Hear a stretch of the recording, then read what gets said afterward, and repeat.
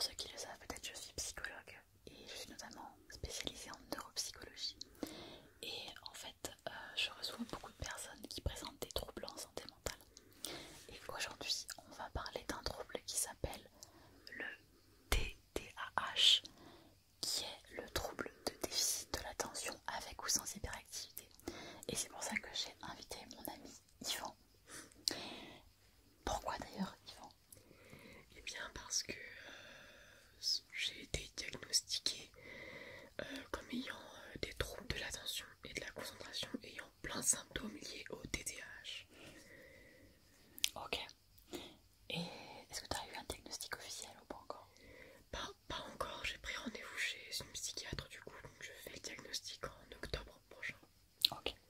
Alors moi ce que je vous propose ce soir, vu que je suis neuropsychologue et c'est un petit peu mon dada de participer à la démarche diagnostic du TDAH, c'est que je vais prendre Yvan comme cobaye pour vous montrer un petit peu à quoi ça ressemble un entretien avec un neuropsychologue, avec un psychologue ou éventuellement un médecin quand il y a une suspicion de TDAH. Donc je vais faire un petit entretien avec Yvan, je vais lui poser des vraies questions, il va me répondre des vraies réponses, enfin il est libre de mentir s'il veut mentir, on n'est pas ici en consultation, mais le but c'est de vous montrer un petit peu quelles pourraient être les questions qu'on pourrait vous poser si jamais vous êtes intéressé par vous faire vous-même diagnostiquer dans le but d'un TDAH ou d'un autre trouble en santé mentale. Est-ce que c'est ok pour vous? Est-ce que c'est ok pour toi, Yvan? Pour moi c'est ok. Ok, super. Alors j'ai préparé ici une petite liste de questions. Et ce que j'aimerais faire et ce que je fais toujours quand je reçois un patient, c'est déjà d'apprendre un petit peu à le connaître.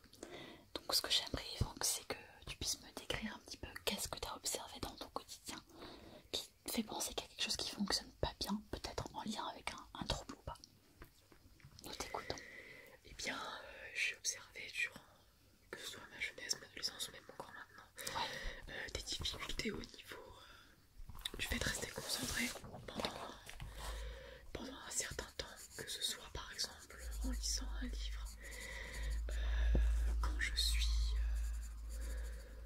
par exemple quand je suis en formation, Oui. ou même quand je discute avec quelqu'un. Oui. Il arrive des fois que la personne raconte une anecdote et qu'en fait c'est pas comme si j'avais oublié de l'écouter, mais c'est comme si pendant un instant, c'est-à-dire quasiment tout le temps de l'anecdote, je n'étais pas concentré et du coup je l'avais pas écouté. D'accord. Et juste une petite question rapide, mais du coup, quand tu as une anecdote qu'on te raconte, est-ce que tu pourrais me décrire qu'est-ce que tu vas avoir comme pensée à ce moment-là, par exemple? Ben en fait les pensées que je peux avoir ont un rapport en fait avec le moment où sont des pensées que j'ai déjà eues récemment par rapport au moment où j'ai ça en fait, c'est-à-dire que si maintenant j'avais tendance à penser, je sais pas, par exemple à un morceau de piano que je suis en train de travailler et donc me travaille, et ben c'est une pensée facile qui pourrait revenir. D'accord. Est-ce que c'est plutôt des pensées, des choses par rapport qui te stressent, qui te prennent un peu comme le piano? Enfin, je sais pas si ça te stresse le piano de faire du piano, mais... Ben, ça peut être une pensée stressante, mais ça peut être juste une pensée qui, comme par fatigue en fait, vient et enveloppe tout, enfin et enveloppe le cerveau. D'accord, ok. Et est-ce que tu peux me dire qu'est-ce que tu fais dans la vie actuellement? Actuellement, je suis en phase de professionnalisation pour devenir sophrologue. C'est-à-dire que je fais des accompagnements, des séances d'entraînement avec des personnes volontaires où je leur fais faire du coup de la sophrologie. Et là, quand tu fais de la sophrologie, t'es embêté par ces problèmes de concentration? Bah pour l'instant, non, pas trop.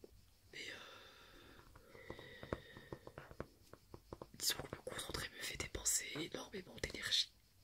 Mais pendant les séances de sophrologie, en fait, disons que ça va. D'accord, ok. Et pourquoi tu aimerais en fait faire éventuellement avoir un diagnostic d'un trouble?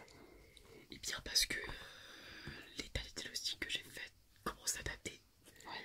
Je les ai fait quand j'étais vraiment petit, genre quand j'avais 5-6 ans. Et du coup, bah, les études vis-à-vis de ce genre de troubles ont évolué.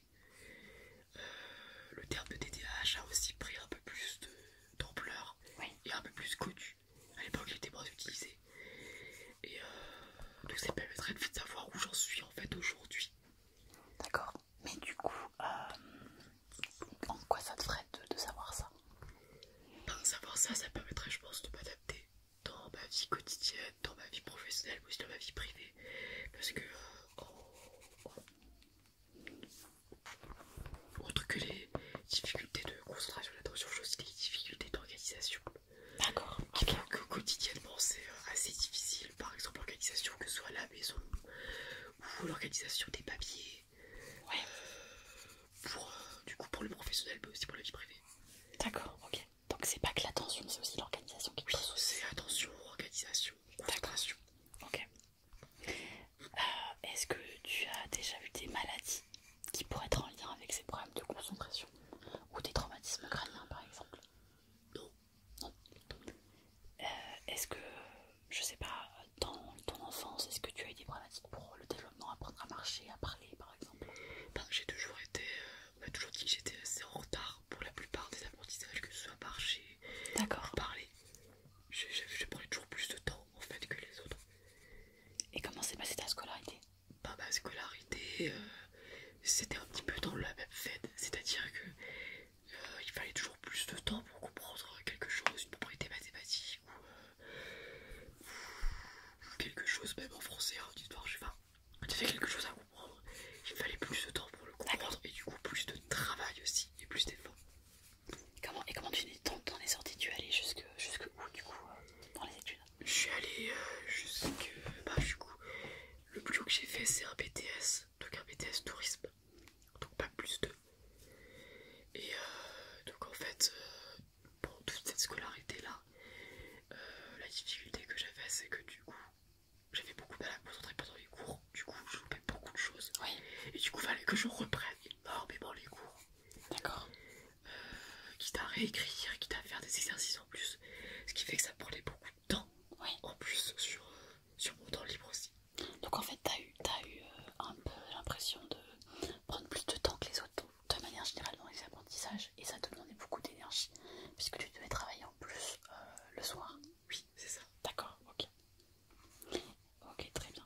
Et est-ce que tu peux me parler un petit peu de tes relations avec les autres de manière générale? Comment ça se passe? Bah en fait depuis que je suis tout petit, depuis que je suis jeune, j'ai du mal en fait à aller vers les autres spontanément. D'accord. Ça a un petit peu évolué, mais j'ai quand même toujours du mal. Disons que quand j'étais plus jeune, même encore collégien, c'était un cas qui était plus extrême parce que il y avait des choses que je fais maintenant que j'aurais jamais fait à l'époque. Comme quoi? Pas comme par exemple le téléphone, sortir son téléphone à la cour de récré, c'est quelque chose que je faisais très peu quand j'étais au collège. Soit parce qu'il y avait un côté assez intimidant à sortir un objet aussi personnel que ça devant tout le monde. Et c'est vraiment que au lycée, mais genre au lycée bien avancé, en première, en terminale, que j'ai commencé à vraiment le faire parce que sinon je le faisais pas beaucoup. D'accord. Mais tu dirais du coup que t'étais gêné par le regard des autres? Oui, je pense oui. Et c'est toujours le cas où ça va mieux ça? Bah ça va un peu mieux, mais il y a toujours un petit peu de ça, oui. D'accord. Alors là, vous voyez, en fait, je pose plusieurs questions à Yvan qui ont un lien parfois avec des troubles de concentration ou pas. Parce que mon objectif, en fait, quand je fais un entretien avec un patient, c'est de comprendre un peu comment il fonctionne de manière générale pour voir s'il pourrait y avoir effectivement des symptômes du TDAH, mais aussi de voir s'il n'y aurait pas d'autres troubles qui pourraient être associés parce qu'on sait qu'en fait, la plupart des gens qui ont un TDAH ont aussi d'autres troubles associés. Donc là, par exemple, je parlais du regard des autres, je me suis dit, est-ce qu'il n'y a pas par exemple de l'anxiété sociale? Voilà, c'est une question qui m'a traversé l'esprit. Moi j'ai encore une question, Yvan, que je pose beaucoup avec les personnes pour lesquelles je suspecte un TDAH, c'est est-ce que tu peux me parler de tes émotions, la gestion de tes émotions de manière générale? Mes émotions ont tendance à être assez fortes, en fait. Oui, c'est-à-dire? Bah, c'est-à-dire que les émotions les plus fortes chez moi qui s'expriment le plus, c'est la colère, D'accord. et aussi un peu la tristesse. Oui. Mais elles s'expriment de manière très intense et c'est difficile en fait de les réguler ou de les gérer. D'accord. Et que ça soit la colère ou la tristesse, est-ce que tu aurais déterminé une cause qui ferait que tu serais souvent en colère ou souvent très triste? Oui, c'est que je prends beaucoup les choses à cœur. Soit parce que je fais quelque chose que je prends à cœur et du coup, quand je le réussis pas, ça me frustre beaucoup. Donc beaucoup de frustration. Oui. Soit quand il y a quelque chose qui m'attriste. Oui. Comme je prends beaucoup à cœur les choses, quand quelque chose m'attriste, ça m'attriste beaucoup en fait. Mais est-ce que dans ton enfance, tu as eu des événements, ça peut être des accidents, des agressions, des choses qui pourraient expliquer que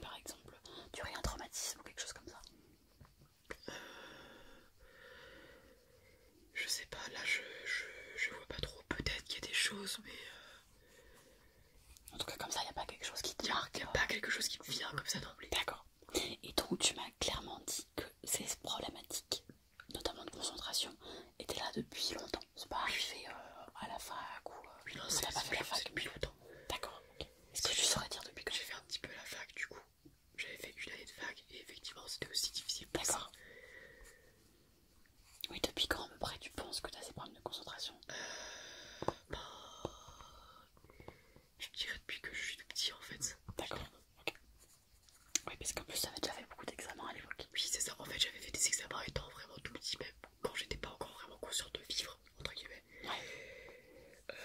Parce qu'il y avait déjà des choses qui sont passées dans la grossesse qui ont fait que j'ai été amenée à faire des examens étant vraiment tout petit. Pourquoi il s'est passé quoi durant ta grossesse?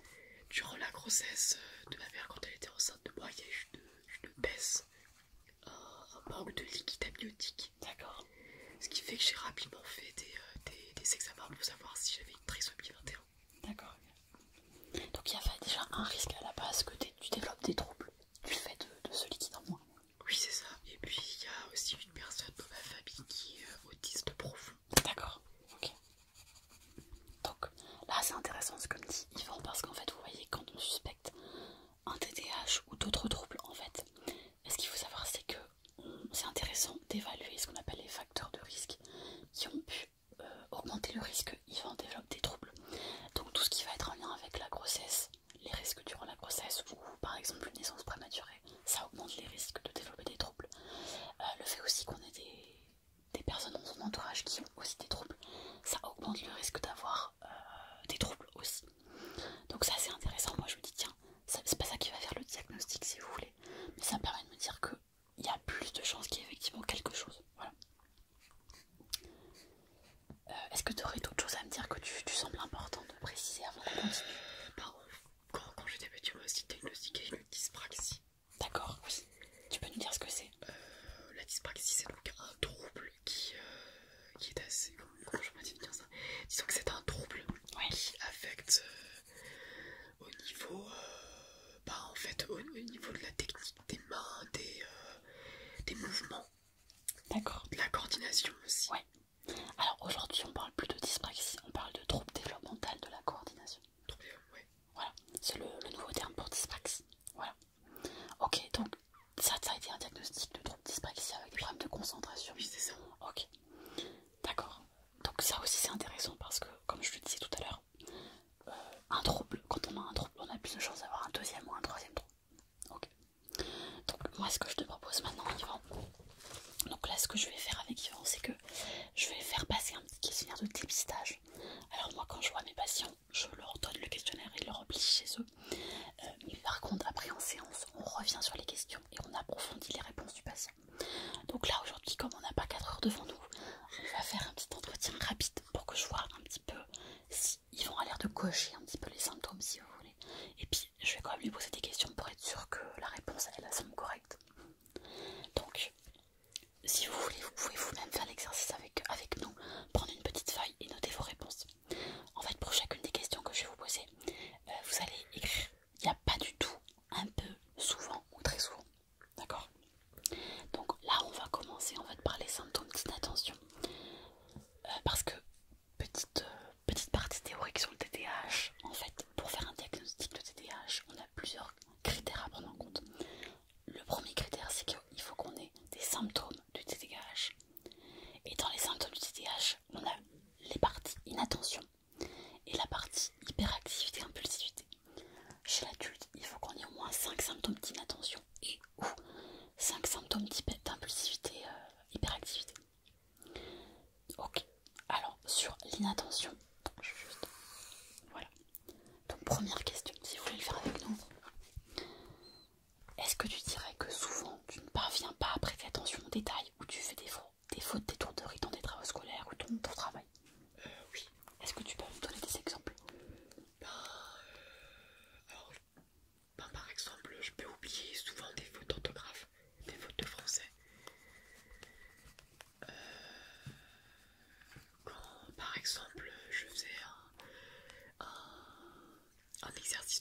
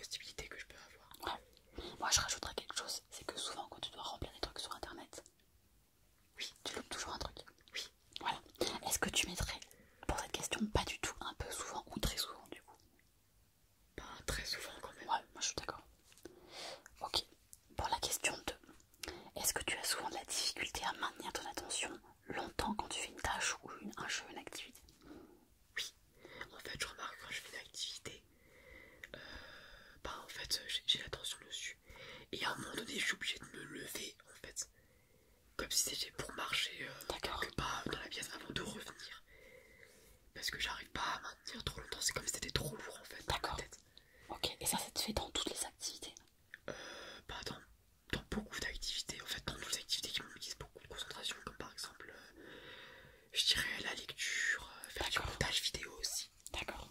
T'es obligé de faire des pauses. Mais quand tu dis faire des pauses, c'est tous les combien? Ah, c'est toutes les 7-10 minutes. D'accord, ok. Et donc tu mettrais pas du tout un peu souvent, très souvent? Pas quand même très souvent. Ok.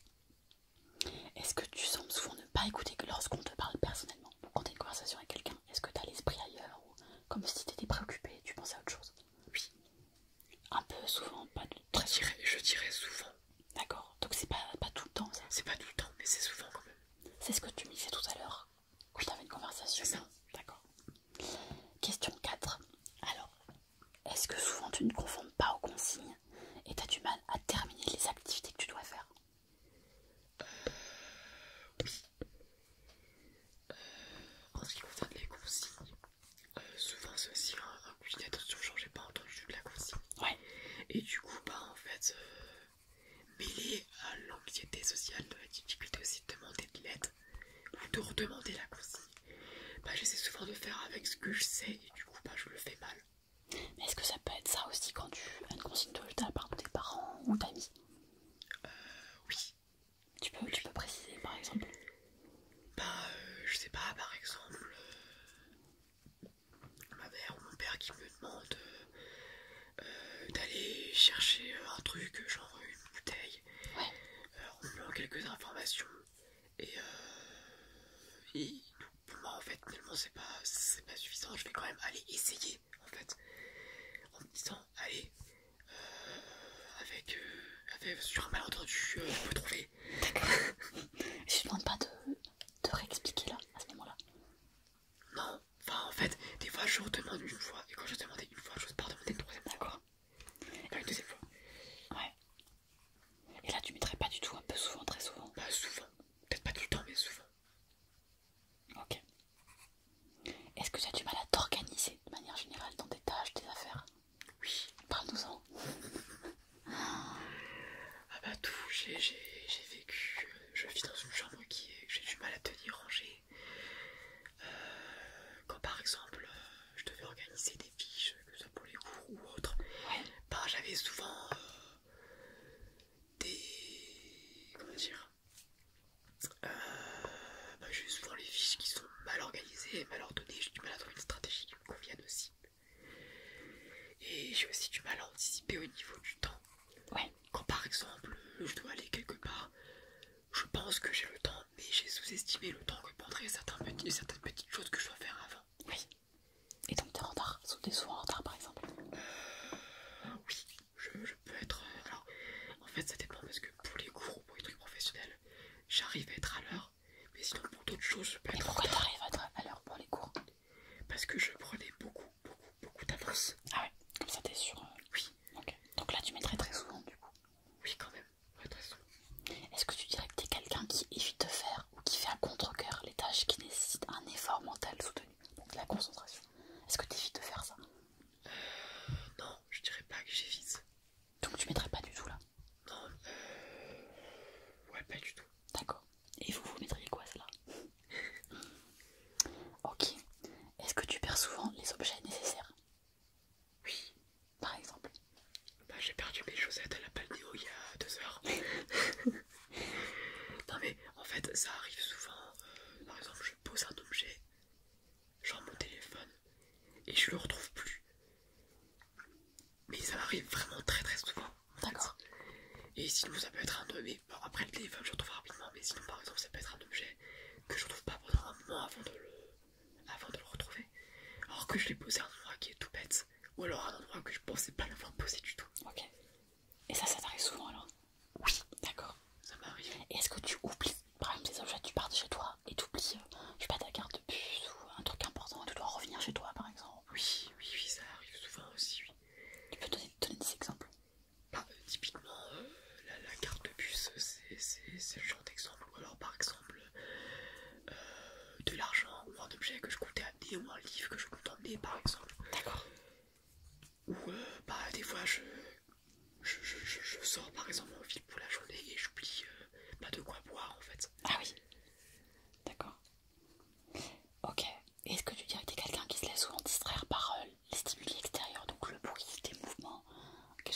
ton attention, qui te couille. Oui. Ça c'est très souvent ça. Bah oui, quand même très souvent. C'est-à-dire que il suffit vraiment d'un tout petit stimuli pour me distraire ou même d'une pensée. Je veux dire, quand j'étais par exemple en cours, je veux dire, si la fenêtre était ouverte et que tu pouvais voir quelque chose par la fenêtre, Ouais. bon bah c'était terminé pour moi. D'accord. Ok. Alors on va faire une mini pause pour l'instant, juste pour vous expliquer où on en est, parce que Yvan a quand même mis souvent, très souvent ou souvent du coup. Donc là on a quand même pas mal de symptômes d'inattention qui pourraient penser effectivement à un TDAH. Alors maintenant, comme vous vous en doutez, on va passer à la partie 2 qui est l'hyperactivité impulsivité. Donc il y a aussi 9 questions que je vais poser à Yvan. N'hésitez pas à écrire vos réponses pour pouvoir aussi après les calculer. Alors, est-ce que Yvan, tu dirais que t'es quelqu'un qui agite souvent les mains, les pieds, qui est tout le temps en train de chicoter? Oui, j'agite les mains, ou alors je prends des objets, je les lance, je les tripote, ou typiquement par exemple quand il y avait un crayon avec du gomme au bout, la gomme tenait rarement longtemps sur le crayon, parce qu'il y a un moment donné où je l'arrachais soit avec les dents, soit avec les mains quoi. Mais tu dirais que par rapport aux autres personnes, t'as l'impression que c'est plus fréquent chez toi? Oui. Donc tu mettrais très souvent? Ouais. Est-ce que tu as tendance à avoir besoin de te lever ou que ça va être difficile pour toi de rester assis un long moment? Oui, comme je l'avais dit tout à l'heure, quand par exemple je fais une activité qui me demande beaucoup de concentration, j'ai besoin de me lever. D'accord. Mais c'est que quand ça te demande de la concentration. Si t'es calme, t'as pas de concentration, tu peux rester assis. Pas forcément. Des fois, aussi quand je fais une activité qui est plus calme, j'ai aussi besoin de me lever, parce que voilà, c'est comme si c'était pour redynamiser mon corps, ou je sais pas. D'accord. Il y a une pulsion en fait à contrôler qui me pousse à me lever. Et ça, tu dirais très souvent aussi? Oui. Ok. Et quand t'étais en classe, petite, t'arrivais à rester assis du coup? Oui, j'arrive à rester assis. Tu sais comment? En fait, je pense que j'avais le contexte de la classe est assez différent parce que tu peux pas te lever en classe. Ouais. Donc en fait, je pense que j'étais influencé par ce contexte-là. Et du coup, je restais assis, mais du coup, en parallèle, je tripotais des objets, je tripotais mes mains. D'accord. Ouais. Je bougeais souvent mes T'as quand jambes. même besoin de bouger quoi. Oui, je bougeais aussi beaucoup mes jambes. D'accord. Alors en fait, si je pose ces questions à Yvan, c'est parce que, comme vous l'avez compris dans le TDAH, il faut qu'on ait des symptômes qui étaient présents dans l'enfance. Donc je lui pose cette question-là. Et il m'a dit que ça lui faisait pas en classe. Donc ok, c'est possible, mais j'ai besoin de comprendre pourquoi ça lui faisait pas en classe. Il me dit qu'il bougeait tout le temps. Et son explication me paraît tout à fait vraisemblable et logique. En fait. Alors, est-ce que tu as l'impression que tu es quelqu'un qui court, qui grimpe partout, même quand c'est pas très approprié? Qui court, oui. Qui grimpe, moi, mais qui court, oui. Et est-ce que tu dirais que sinon tu as plutôt une forme d'impatience motrice? Tu as besoin tu te sens nerveux intérieurement? Impatience motrice. Ouais, c'est possible que ce soit ça, oui. Et ça, tu mettrais quoi pour cette question alors? Je mettrais souvent. D'accord. Est-ce que quand tu fais des activités, tu as du mal à être calme, tu vas crier, parler fort, faire du bruit, quoi? T'es pas silencieux quand tu fais des activités, des jeux, des choses comme ça? Si, ça va, je peux rester silencieux, mais je peux avoir un moment où je suis un petit peu plus. En fait, il y a des périodes où je reste silencieux et il y a des périodes où, disons, on va dire, ça devient un petit peu plus agité, en fait. Quand tu dis des périodes, tu veux dire des jours ou des moments de la journée? Des moments de la journée, où, par exemple, quand on joue à un jeu, il y a une période, il y a un moment de jeu où je peux être plus calme, il y a un moment de jeu où je suis un petit peu plus agité. D'accord. Donc tu mettrais quoi pour cette question alors? Je mettrais un peu. Est-ce que tu dirais que t'es quelqu'un qui a besoin d'être toujours en mouvement, où tu vas d'une pièce à l'autre, d'un côté à l'autre, t'es tout le temps besoin d'être en mouvement quoi? Oui, quand même. Par rapport aux autres personnes, tu penses que c'est quand même plus souvent pareil? D'être en mouvement, je dirais que c'est quand même plus souvent que les autres personnes. Donc tu mettrais souvent? Oui. Est-ce que t'es quelqu'un qui parle souvent trop? Tu peux être vu comme une pipelette ou n'arrive pas à te... Oui. T'as envie de te dire de te taire ou des choses comme ça? Oui. Qui c'est qui te l'a fait remarquer?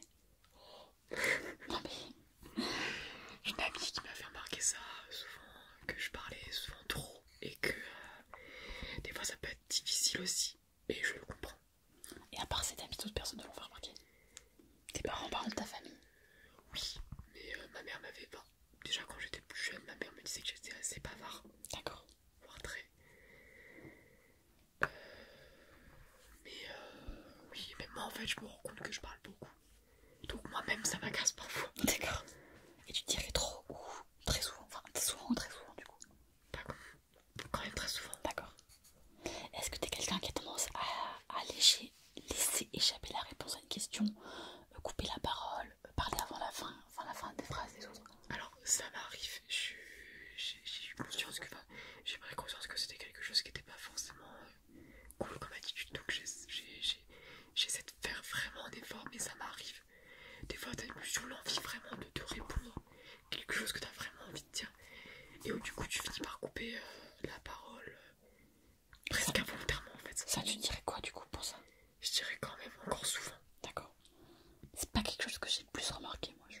Je serais mis un peu pour toi, tu vois. Bon. Moi, j'ai l'impression aussi des fois que je coupe la parole, donc. Parce que je suis pressée. C'est surtout avec mes parents, donc avec toi, moi. Ok. Question suivante. Est-ce que tu as souvent de la difficulté à patienter ou attendre ton tour? Quand tu dois faire la queue, quand tu es chez le médecin, quand tu dois attendre quelque chose? Non, ça va. Donc je mets pas du tout. Pas du tout. Ok. Est-ce que tu as tendance à imposer ta présence avec les autres? Tu te mets en avant, tu veux être le premier, tu es un peu intrusif dans les conversations, tu vois, tu rentres comme ça, alors que ça te concerne pas forcément. Non, je crois pas. D'accord. Ok. Très bien. Donc là, on a terminé pour les questions sur l'hyperactivité, impulsivité. Donc, tu as noté 3 questions très souvent et 3 souvent. Donc, on a quand même 6 symptômes d'hyperactivité, impulsivité et 8 symptômes d'inattention. Donc, ça, plus le fait que tu me dis que c'est depuis l'enfance, donc il faudrait vérifier quand même pour être sûr que c'est bien dans l'enfance, mais on aurait quand même pas mal de critères qui iraient dans ce sens-là. On a aussi des facteurs de risque qui pourraient être en lien avec ça. On n'a pas d'événements particuliers qui pourraient expliquer ça, ou de maladies, ou de choses comme ça.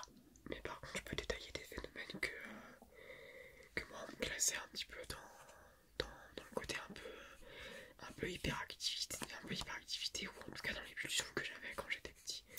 Par exemple, dans le style mouvement, quand j'étais petit, je gesticulais les doigts comme ça en fait. D'accord. En fait, tout le temps. Et aussi, je me mordais le doigt. Alors, à ça, on peut se demander, est-ce que c'est pas des stéréotypies qu'on peut retrouver dans d'autres troubles comme le trouble du spectre de l'autisme? C'est possible, c'est possible. Ok. En fait, là, vous voyez, c'est intéressant parce que on a des critères qui pourraient être bien avec le TDAH, mais en fait, ce qu'il faudrait faire en plus, ce qu'on va pas faire ici, hein, mais ce serait de faire les mêmes questions, mais pour d'autres troubles, donc l'anxiété sociale, le trouble du spectre de l'autisme, mais aussi tout ce qui est anxiété, parce que dans l'anxiété, on peut avoir du mal à se concentrer, on peut avoir tendance à être très agité parce qu'on est très nerveux, par exemple, très stressé. Donc, pour faire vraiment un diagnostic, il faut aussi exclure d'autres troubles qui pourraient expliquer les symptômes du patient. Donc, on va pas le faire aujourd'hui, mais en tout cas, ça sera intéressant de le faire. Je sais pas si tu aurais des questions avant de terminer, Yvan. J'ai pas de questions qui me viennent là. Est-ce que tu voudrais dire quelque chose aux abonnés qui me suivent avant de terminer cette vidéo? Déjà, merci d'avoir été là. Et merci Toto pour l'accueil du coup. Parce que c'était assez intéressant, j'ai pu évoquer plein de choses. Et voilà. Merci. Ok, super. Bah, merci à toi. En tout cas, vous voyez ce qu'on peut faire en quelques minutes. Là, c'est une exploration qui est très rapide.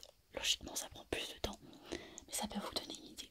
Si vous-même, vous avez l'impression d'avoir un TDAH ou un autre trouble, ce que je vous conseille de faire, c'est d'aller consulter votre médecin, d'en discuter avec lui. Mais aussi, vous pouvez consulter des médecins spécialisés. Ça peut être psychiatre, notamment, éventuellement neurologue, et également de voir des neuropsychologues